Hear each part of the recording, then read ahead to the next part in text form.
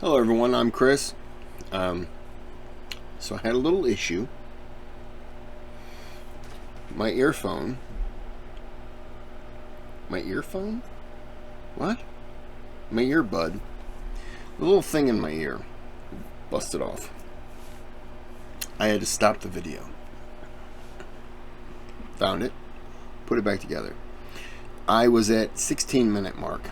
So I have rewound it at 2 minutes.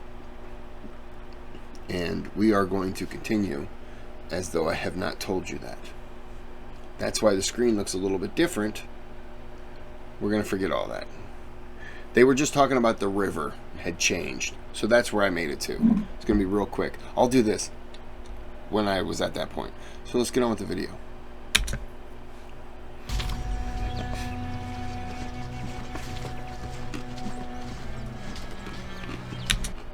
I got pretzels and more beer, by the way. You should get it too. It's late July 216 BC. As the Roman column approached, word reached Paulus and Varro that the supply depot at Cannae fell into Carthaginian hands. The two consuls were alarmed by the news, knowing that Hannibal now had the resources to camp throughout the winter with little need to forage or pillage the surrounding area for supplies. This would keep the Carthaginians sheltered and rested, and would undoubtedly help Hannibal maintain high morale among the troops over the coming months. Meanwhile, Paulus and Varro were aware that, with their logistics disrupted, maintaining and supplying their vast army in the field would present numerous problems. From their perspective, a well-supplied Hannibal could now, in theory, try to play for time and prolong the war well into next year, which would give him plenty of opportunities to gain political points and successfully persuade Rome's allies in southern Italy to join him. For the Roman leadership, the thought of a possible cascade of defections on their peninsula was unacceptable. And I said this before. Is this why Rome has decided to take it to Hannibal? Because they can't risk any kind of defection? Or because I know the last guy, and I'm going to butcher the name, Fabian Maximus? Or was it Maximilian? I don't remember. The guy who trailed him. He was the dictator for 6 months, and then he trailed him, and he just finally, they recalled him. Which I understood why he was doing it, but I also,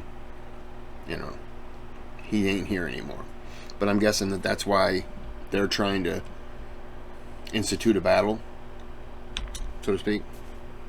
Hannibal. And by the way, if you haven't caught up with the last one, number 11 ended with Hannibal doing a sneak attack, but he ran away. Well, not ran away, he retreated, which is the first time in, up to this point, had been 11 videos that he never had to retreat, so to speak. Had to be dealt with. However, while surveying the battlefield, disputes began over where to fight the planned battle.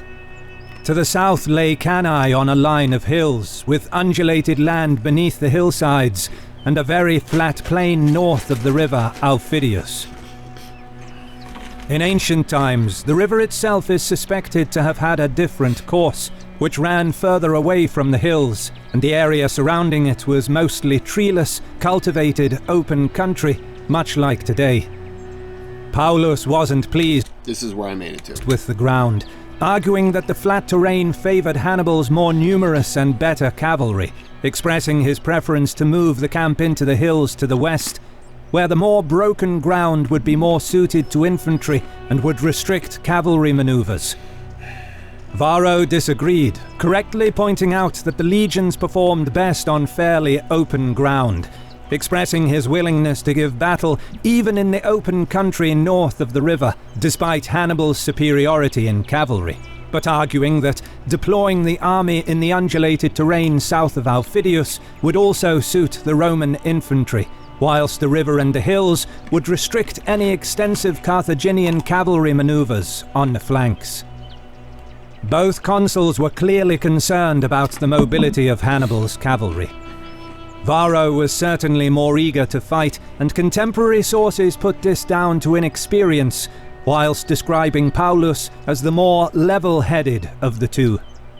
But Paulus's plan was problematic in many ways.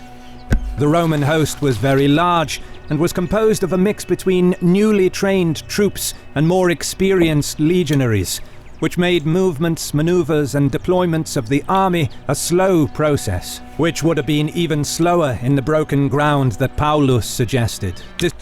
So these two Roman generals, I'm not going to say they didn't get along, but maybe they didn't have much history together. They were two different. One was a charge, and the other guy was a let's think it out kind of person. Despite other advantages such terrain would offer. In addition, it is doubtful that Hannibal would accept a battle against a numerically superior army in a well-defended position, unsuited for his cavalry. He would have likely arrayed his troops in the plain below to taunt and challenge the Romans, and if they didn't come down from the hillsides to fight, he would use this as propaganda to show off the Republic's weakness to its Italian allies. Worse, Paulus's plan to move into the hills to the west meant that the Romans would perhaps be forced to wait until an opportunity for a battle arose, and that could have potentially kept the army in the field for a long time. They got to stop thinking, we're going to get to a ground that's good for us, and then he'll come and fight us. No, he won't. He's going to make you get into his area. So your best bet is to probably attack him, just siege the area. And I understand he's in a good position right now, so maybe that's a terrible idea. What do I know? Feeding and supplying so many troops for a prolonged period would have been a major problem, whilst Hannibal now held the most important supply depot in the area at Cannae, and could afford to wait. That was me. Yeah, in addition, it is unlikely that Paulus completely refused the idea of giving battle on the flat terrain, because just like Varro, he understood that the Roman camp was already too close to Hannibal. Therefore, repositioning to the western hills would essentially require them to disengage. But any withdrawal from the field in the face of the enemy was very difficult and dangerous, especially for an army dominated by infantry that faced superior cavalry, who could pick them off piecemeal and potentially cause a rout. Wow. Furthermore, despite being in open country, retreating from an outnumbered enemy would be deeply dispiriting for the troops, especially given that the Senate, the army, and the people of Rome wanted to fight and destroy Hannibal. In every sense, the Roman army was now committed and could not easily pull away from the field without a battle. Therefore, whatever misgivings Paulus had, Varro's preference to fight as soon as possible was not at all unreasonable under the circumstances. They're kind of in the rock and a hard place, you know what I mean? Give me a second.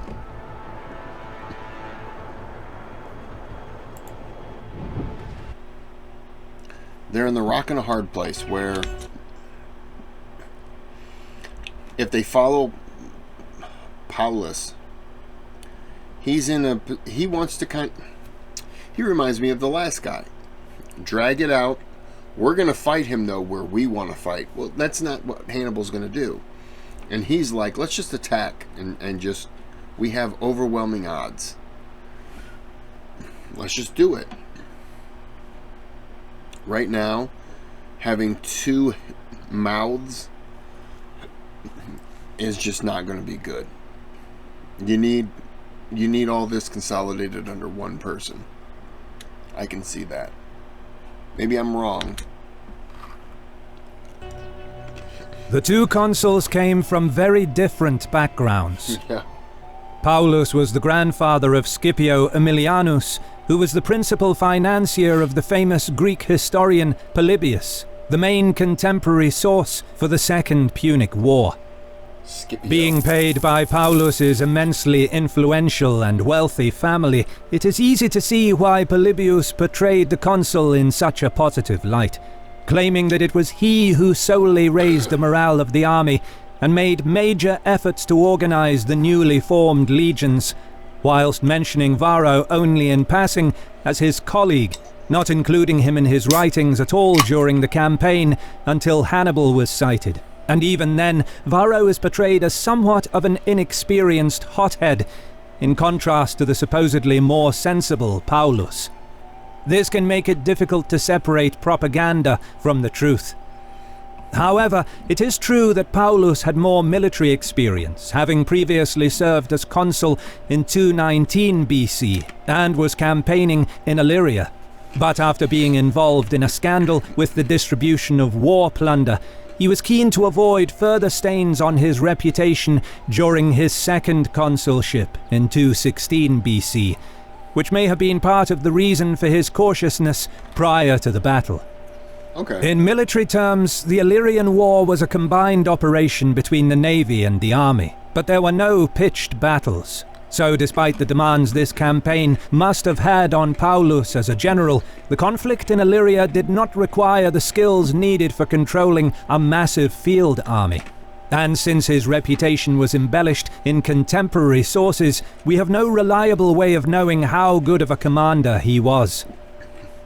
In contrast, Varro was a novus homo, a new man, one of the very few in any generation of Roman political circles to be the first in their family to reach high office. Contemporary sources further smear him by describing his ancestry as humble and poor, claiming that his father was a butcher and that Varro himself worked in the shop during his youth. It's funny how back in those days, a father is a butcher. Oh, you're garbage. Oh, but this guy over here, his father was a general. And I'm sure we do that a little bit today. But I know in America, your father's a butcher and your mom's a whatever, and you become some great sports athlete or something like that. Like, we applaud that. We reward that. We're happy. Look, that guy came up from nothing. And I think that's awesome. Despite being described as a brutish simpleton, in reality a new man needed substantial political ability to win elections against opponents from old prominent Roman families and their many clients who voted for them. Varro could not parade the achievements and high status of his ancestors and had to find other ways of making his name known to the public. In a question though, I apologize again for always pausing and asking questions. If Varro was a new man, was he just naturally skilled at military and all that stuff? Or did he have someone that he could turn to and trust? I'm just curious. Because Paulo, I forgot how to say his name. I'm drinking. I apologize. You know, he could rely on family and stuff like that, I'm sure. voting system that heavily favored the rich, which in a way made him an underdog. This shows that Varro must have been a shrewd politician who managed to gain the support of influential aristocrats and senators, all of whom looked to invest in a candidate that would aggressively confront Hannibal, a desire that was widespread in all political circles in Rome. In addition, changes to Roman laws in 217 BC made it nearly impossible for a consular candidate without military experience to be elected, regardless of the influence and prestige of his financiers. Sorry. I'm guessing 1/3 of the senators joined the war, 2/3 sent family members because of Varro. Because he was a guy who they looked at as he was a fighter. He was good. I'm going to guess that they would probably, if I'm taking the one of the two, I'm going to side with Varro. Varro. My opinion. So while Varro never held senior command, considering the serious crisis that Rome was in at this stage of the war, it is reasonable to assume that he could not have been made consul without certain military qualifications. On the second day came Varro's turn to command. He led the army towards a position closer to the enemy, despite objections from his colleague. Hannibal responded by sending out groups of cavalry and light infantry to harass and slow down the advancing enemy column. Seeing the incoming Carthaginians, Varro closed ranks and the column only barely continued to move forward. A series of skirmishes caused significant confusion in the Roman ranks, but Varro's formed close order infantry drove back each attack. The sporadic fighting went on until dark, without either side gaining an edge or inflicting losses on the enemy. But the Roman progress to a new campsite slowed down to a crawl because they were forced to maintain a constant fighting line, eventually encamping when night fell. Okay. Paulus, still supposedly reluctant to give battle in this terrain, took charge of the army next morning and continued the advance towards the site chosen for the main camp, marshalling the troops to close the distance with the Carthaginians. So were they switching day to day? Because if so, that's interesting. Meanwhile, Hannibal was still positioned on high ground near Cannae, south of the river, observing enemy movements without taking any action. The Romans proceeded to aggressively take control over the battlefield. Okay. 2/3 of the army remained in the main camp, while the remaining 1/3 of the troops was sent across the river Aufidius. Setting up a second camp showed the determination of the Roman leadership to put pressure on the movement of enemy troops, whilst taking up a position from where they could protect their own foraging parties that ventured close to Cannae.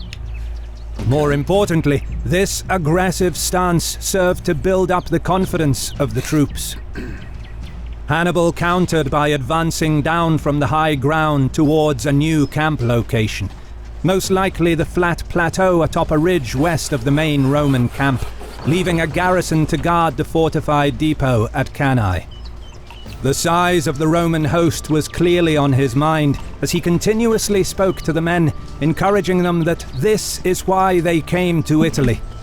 Challenging the Romans for control over the battlefield showed Hannibal's belief in victory, which raised the spirits of the men.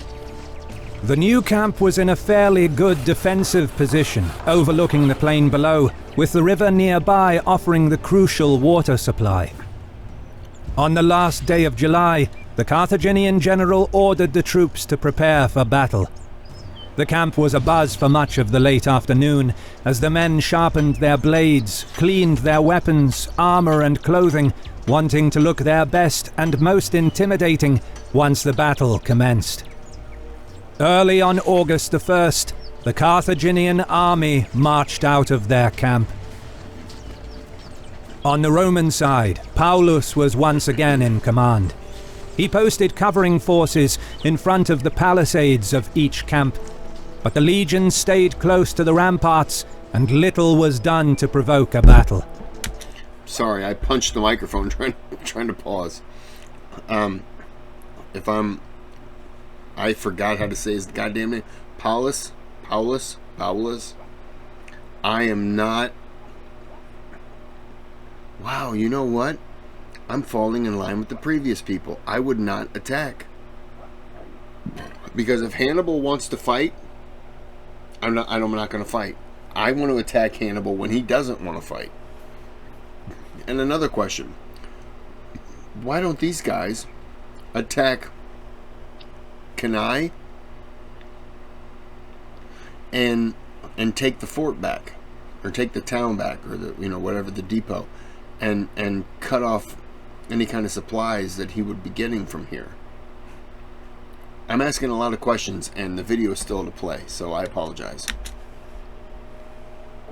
Hannibal, meanwhile, took the initiative and dispatched his Numidians across the river to attack the secondary Roman camp. He kept the rest of the troops arrayed for battle, facing the enemy camp for several hours. He exploited Paulus's reluctance to give battle to raise the confidence of his troops by impressing upon them that the Romans lacked the will to fight. So he's trying to attack Vario. I apologize for all the pausing, but, you know. Across the river, the Numidians were ordered not to press the camp directly, but to harass the foraging parties, mostly consisting of servants gathering water supplies, and chase them from the field.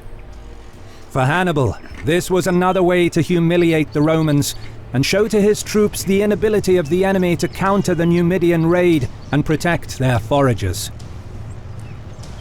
Some of the Roman officers felt ashamed with how the day went, resolutely wanting to turn things around, and the troops were especially displeased with the delay. Undoubtedly, the two consuls read the mood of the camp. And on August 2nd, Varro decided to fight.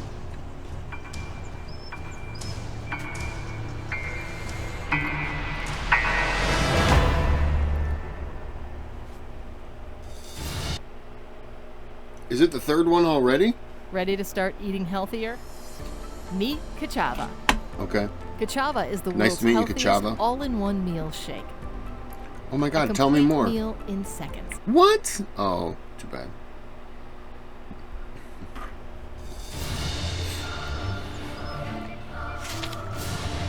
So where is Varro going to attack?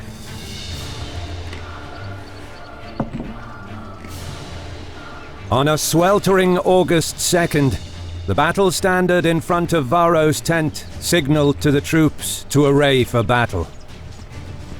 As the gusts of southwesterly Volturnus wind raised clouds of fine dust across the dry Apulian soil, for the next several hours, army officers closely supervised the complex deployment to ensure that the legions would form in the correct order.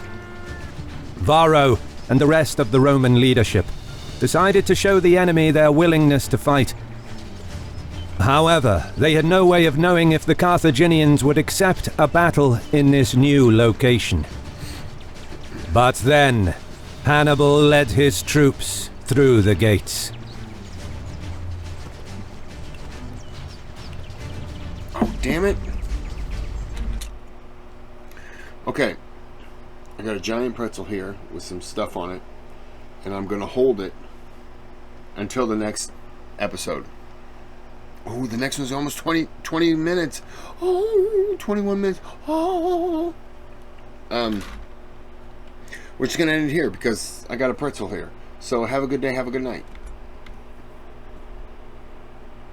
Oh, have a good day, have a good night. I hit the wrong button.